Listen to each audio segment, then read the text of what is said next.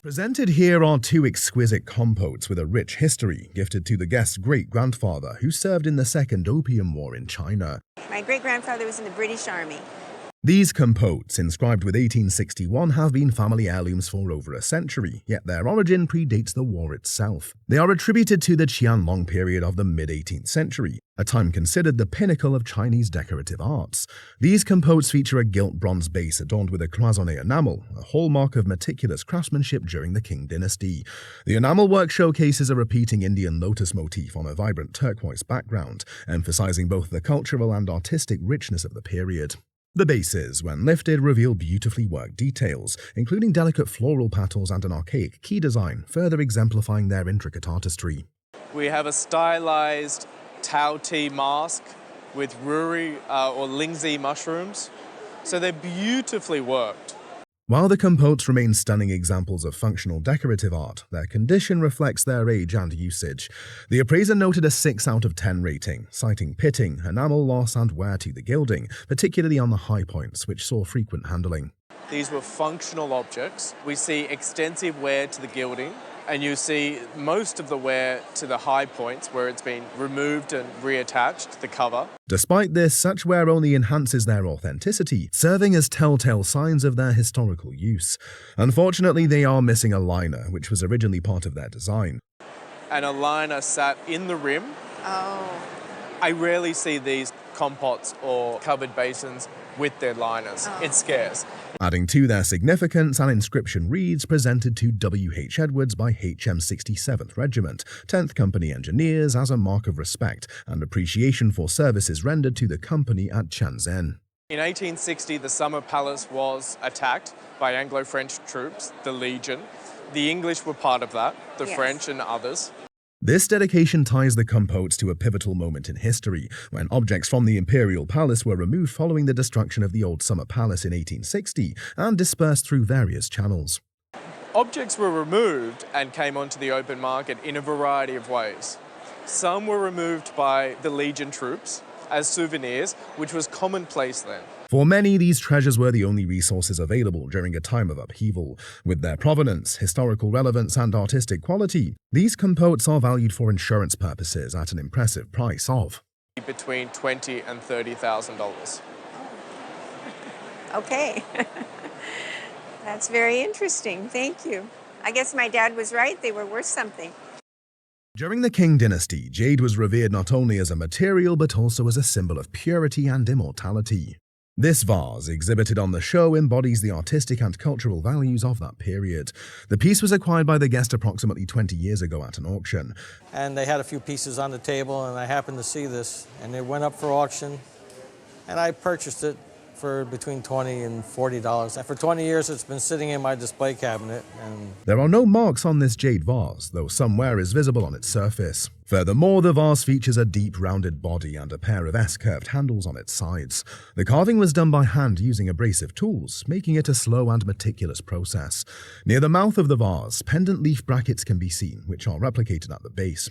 On the interior, there is a cut groove around the inside, indicating that the vase once had a cover. Another interesting feature is the presence of different colored patches in the stone. Vases like this one are exceptionally rare and highly desirable to collectors.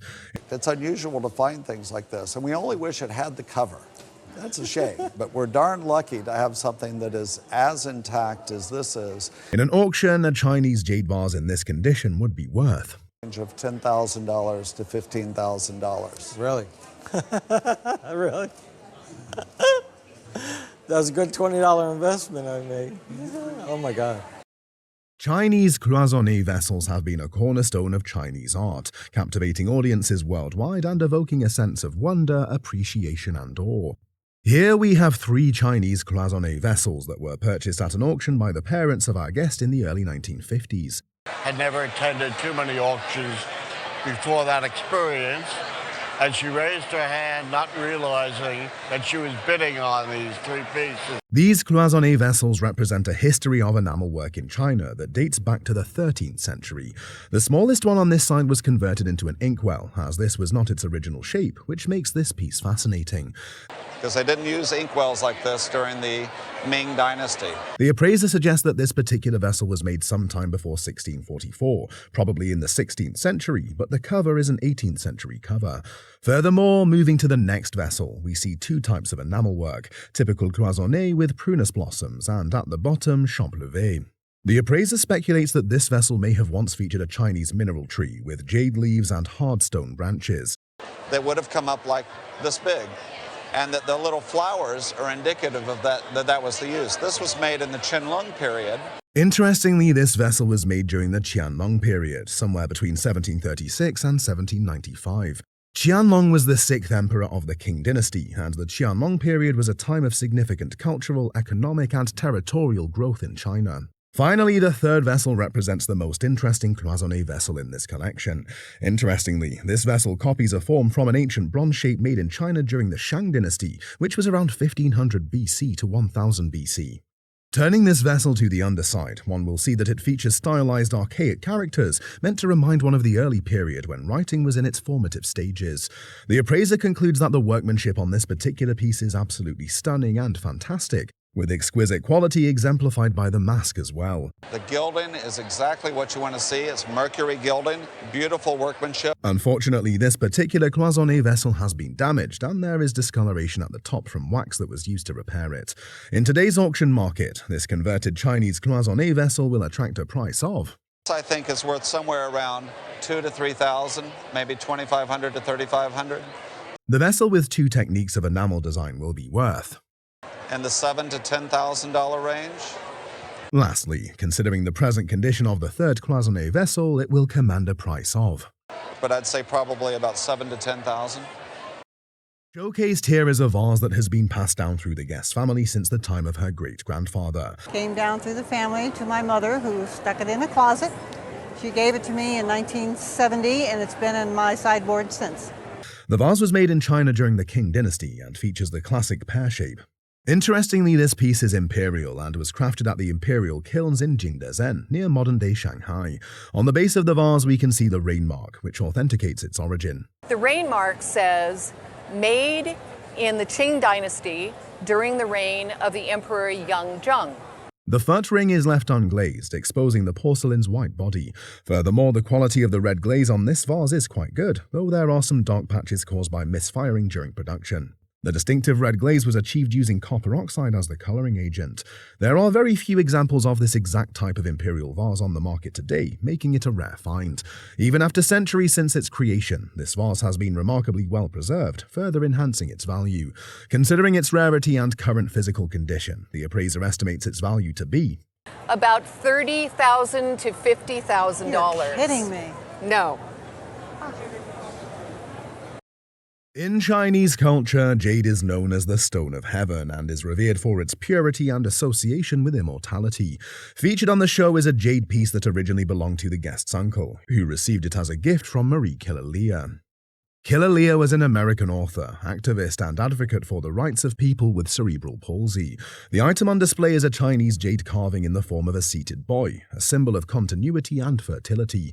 And in the Chinese culture, it was hoped that the bloodline would continue through marriage and that the married couple would have many boys. Around the boy's neck is a celestial ribbon linking coins, representing wealth in ancient Chinese culture. The carving is distinguished by its smooth, polished surface and luminous sheen, which highlight jade's natural beauty. This piece reflects the opulence of the Qing dynasty, a period when jade was considered more valuable than gold and symbolized both imperial power and spiritual significance. Every curve and detail of the carving showcases the skill of Qing jade artisans, who transformed this unforgiving material into something soft and lifelike. Additionally, the piece is crafted from celadon jade and is believed to date back to either the 17th or 19th century. The reason I'm omitting 18th is there was a desire for more pure white jades, and the carving were often ultra or hyper-realistic. However, the stand beneath the jade was added in the 1920s to elevate the piece for display and appeal to collectors. The appraiser estimates that, in a retail setting, this jade piece would have a price tag of Would probably carry a price tag of $7,000. Very nice. Thank you. In 19th century China, carriages were more than vehicles. They symbolized status, artistry, and ingenuity. This particular carriage embodies the craftsmanship and traditions that defined the era. While Europe was refining its horse-drawn carriages, China developed its own distinctive approach to design and functionality. Based on its appearance and construction, this piece likely dates to the early 19th century. The body of the carriage is crafted from durable wood, lacquered to achieve a sleek, glossy finish that provided protection from the elements. Beneath the ceiling of the carriage lies a finely woven bamboo mat, showcasing both practicality and attention to detail. This carriage was not designed for everyday use by the average person, but was intended for members of the upper class. The wheels are large and sturdy, built to traverse both city streets and rural roads with ease.